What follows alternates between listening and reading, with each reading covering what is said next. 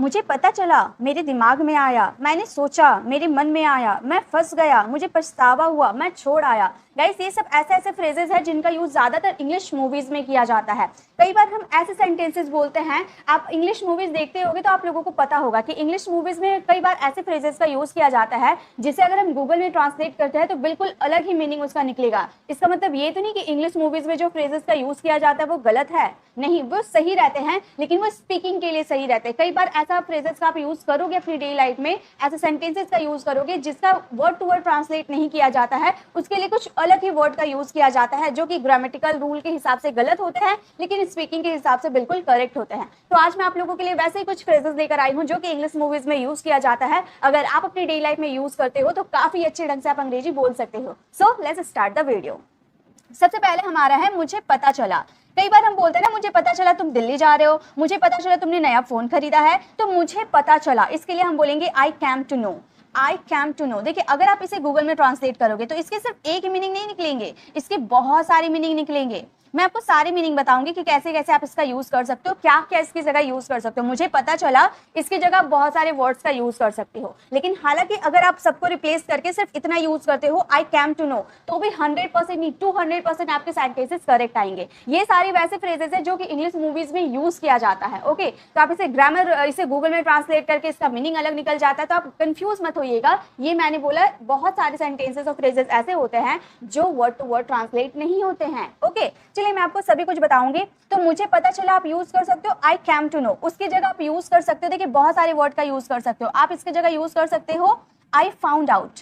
I found out का use कब करोगे? जैसे मुझे पता चला, इसके लिए यूज करोगे, लेकिन जैसे मुझे पता चला यानी कि मैंने पता किया, मुझे पता चला, है ना। या फिर आप यूज कर सकते हो आई हर्ड। हर्ड का यूज कर सकते हो, जैसे मैंने सुना, है ना, मुझे पता चला यानी कि मैंने सुना तभी तो मुझे पता चला, ये भी यूज कर सकते हो। या फिर आप यूज कर सकते हो I got to no.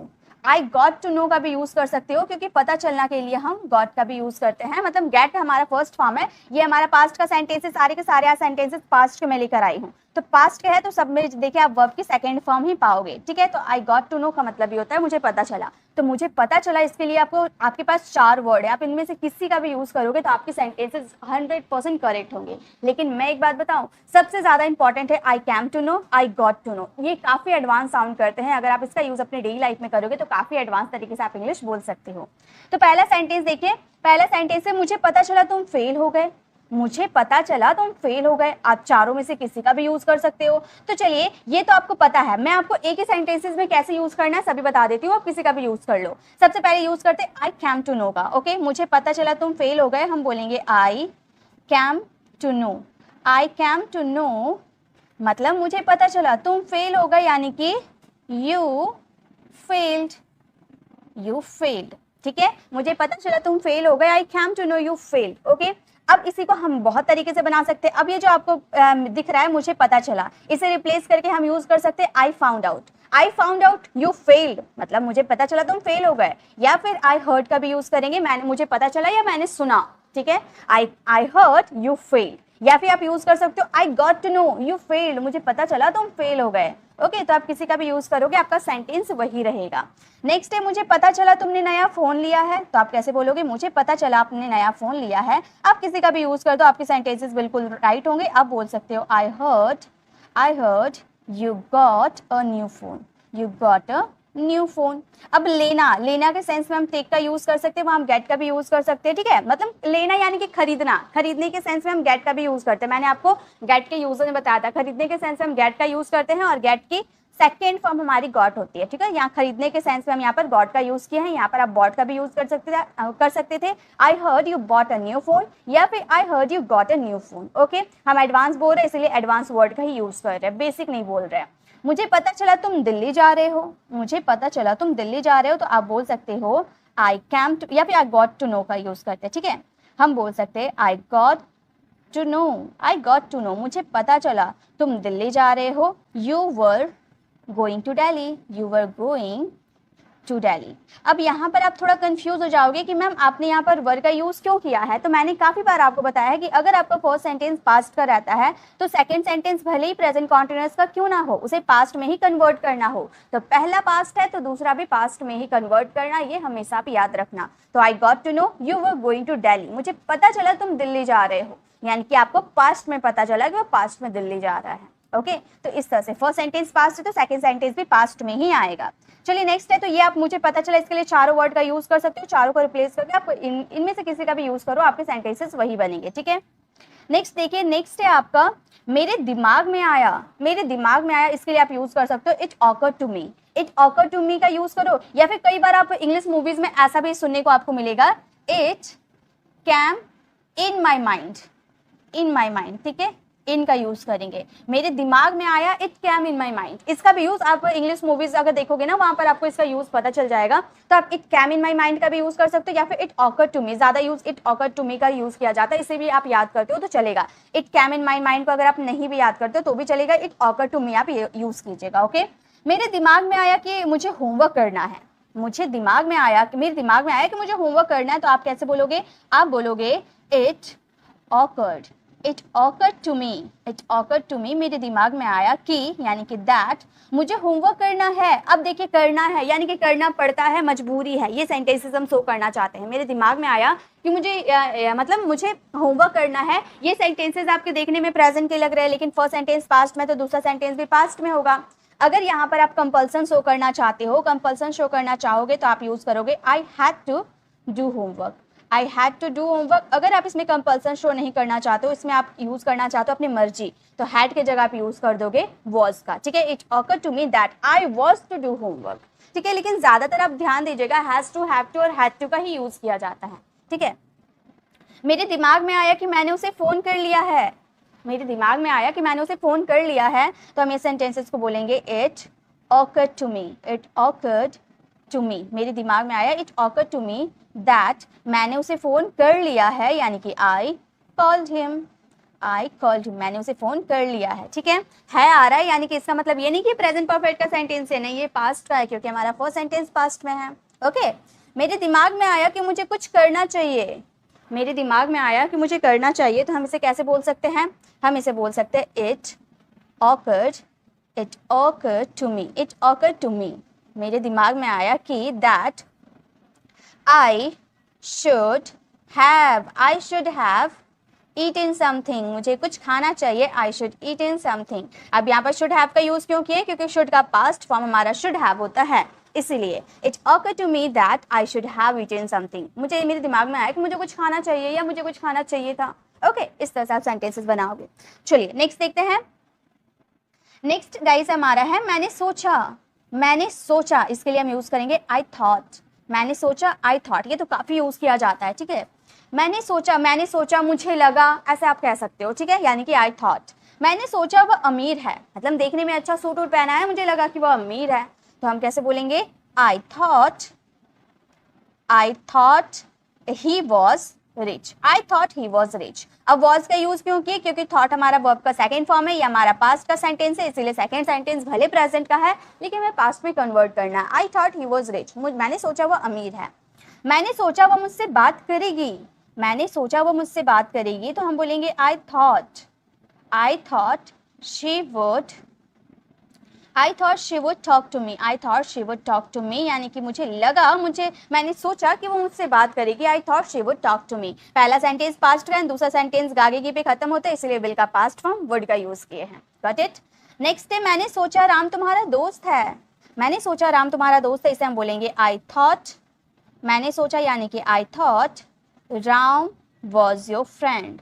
Ram was your friend. मैंने सोचा राम तुम्हारा दोस्त है, I thought Ram was your friend. ठीक है, तो ये क्लियर है। जब आपको बोलना मैंने सोचा यानी कि आई थॉट। ठीक है, नेक्स्ट देखिए, नेक्स्ट है मेरे मन में आया। अभी हमने किया था ना मेरे दिमाग में आया, अब है मेरे मन में आया। मेरे मन में आया कि मैं थोड़ा पढ़ लूँ, मेरे मन में आया कि मैं आराम से थोड़ा बात कर लूँ, तो मेरे मन में आया यानी कि it came to my mind. To का यूज करेंगे। ठीक है, it came to my mind यानी कि मेरे मन में आया। ठीक है, मेरे दिमाग में आया इट ऑकर टू मी था, और मेरे मन में आया it came to my mind. Okay, मेरे मन में आया कि मुझे जॉब कर लेनी चाहिए। मेरे मन में आया कि मुझे जॉब कर लेनी चाहिए, तो आप कैसे बोलोगे? आप बोलोगे it came to my mind, it came to my mind, मेरे मन में आया। की के लिए आप दैट का यूज़ करोगे, मुझे जॉब कर लेनी चाहिए तो आप बोल सकते हो आई शुड। देखिए इसके लिए आप दो वर्ड का आई, आप इसे प्रेजेंट में भी कन्वर्ट कर सकते हो। अगर आप नॉर्मल इंग्लिश बोल रहे हो, आप सिर्फ स्पीकिंग के लिए यूज़ कर रहे हो ना, तो हम ऐसे भी बोल सकते हैं it came to my mind that I should get a job, या फिर आप ऐसे पास्ट में कन्वर्ट करना चाहते हो तो भी यूज़ कर सकते हो, it came to my mind that I should have got a job.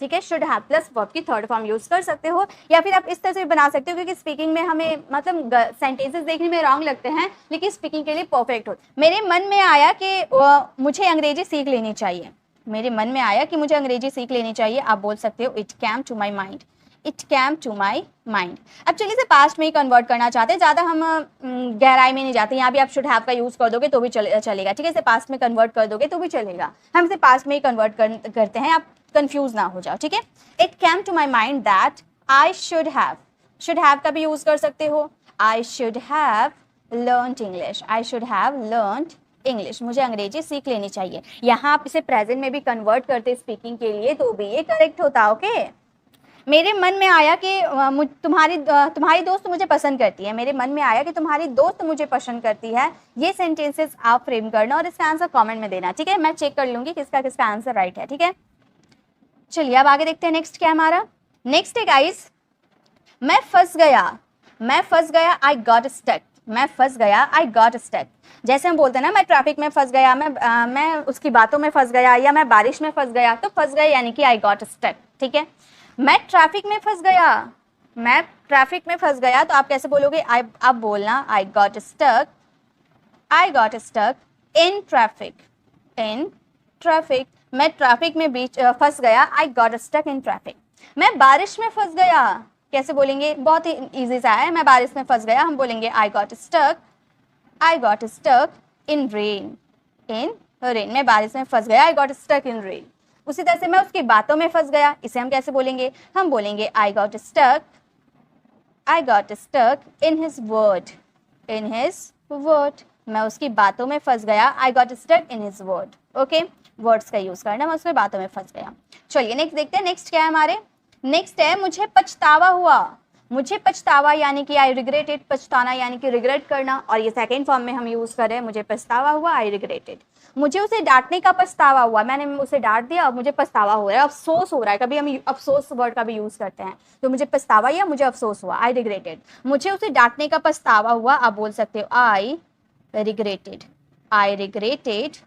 To scold him, मुझे उसे डांटने का पछतावा हुआ, I regretted to scold him. मुझे उसकी बात ना मानने का पछतावा हुआ, मुझे उसकी बात ना मानने या फिर ना सुनने का पछतावा हुआ, मतलब मैं उसकी बात मान लेता तो मैं बुरी स्थिति में नहीं फंसता, ऐसा कहना चाहते हो। ठीक है, तो मुझे पछतावा हुआ, बाद में मुझे पछतावा हुआ, तो आप बोल सकते हो I regretted to not listen to him, मुझे उसकी बात ना सुनने ना मानने का पछतावा हुआ, I regretted to not listen to him.